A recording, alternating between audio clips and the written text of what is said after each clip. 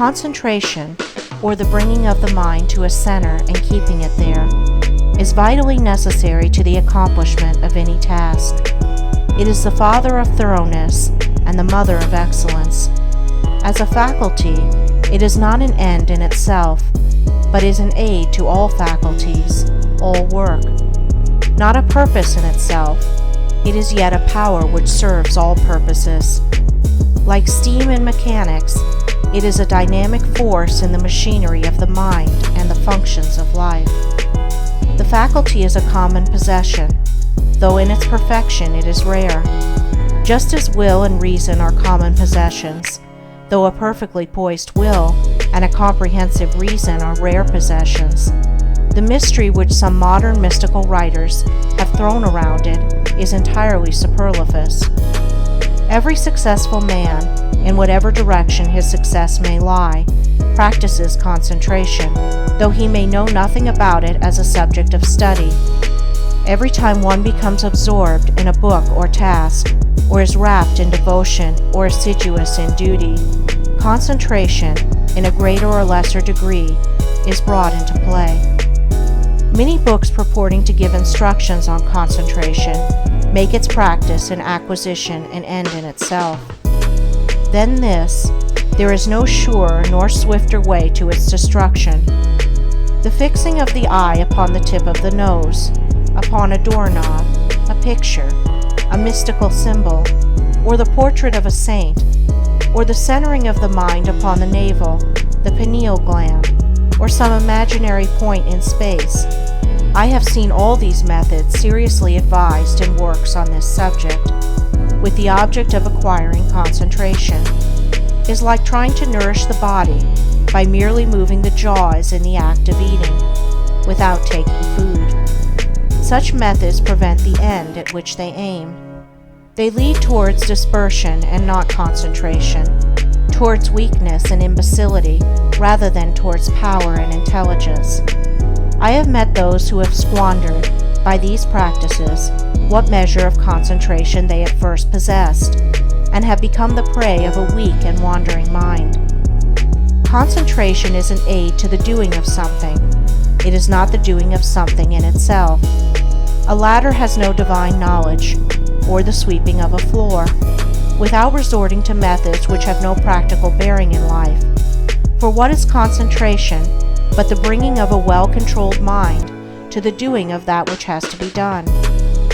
He who does his work in an aimless or hurried or thoughtless manner, and resorts to his artificial concentration methods, to his doorknob, his picture, or nasal extremity, in order to gain that which he imagines to be some kind of mystical power, but which is a very ordinary and practical quality, though he may drift towards insanity, and I knew one man who became insane by these practices, he will not increase in steadiness of mind. The great enemy of concentration, and therefore of all skill and power, is a wavering, wandering, undisciplined value in and of itself, but only insofar as it enables us to reach something which we could not otherwise reach. In like manner, concentration is that which enables the mind to accomplish with ease that which it would be otherwise impossible to accomplish. But of itself, it is a dead thing, and not a living accomplishment.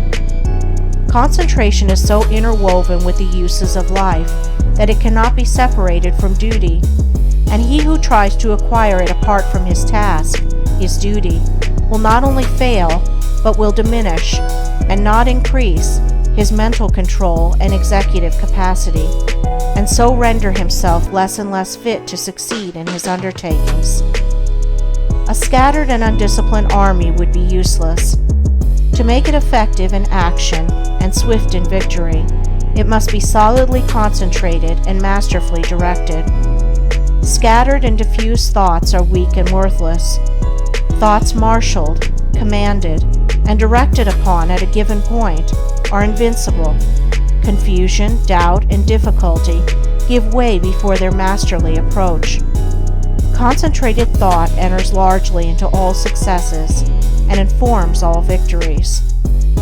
There is no more secret about its acquirement than about any other acquisition, for it is governed by the underlying principle of all development, namely, practice. To be able to do a thing, you must begin to do it, and keep on doing it until the thing is mastered. This principle prevails universally in all arts, sciences, trades, in all learning, conduct, religion. To be able to paint, one must paint. To know how to use a tool skillfully, he must use the tool. To become learned, he must learn. To become wise, he must do wise things. And to successfully concentrate his mind, he must concentrate it. But the doing is not all. It must be done with energy and intelligence. The beginning of concentration, then, is to go to your daily task and put your mind on it, bringing all your intelligence and mental energy to a focus upon that which has to be done. And every time the thoughts are found wandering aimlessly away, they should be brought promptly back to the thing in hand. Thus, the center upon which you are to bring your mind to a point is not your pineal gland or a point in space, but the work which you are doing every day, and your object in thus concentrating is to be able to do your work with smooth rapidity and consummate skill. For until you can thus do your work, you have not gained any degree of control over the mind. You have not acquired the power of concentration. This powerful focusing of one's thought and energy and will upon the doing of things is difficult at first, as everything worth acquiring is difficult.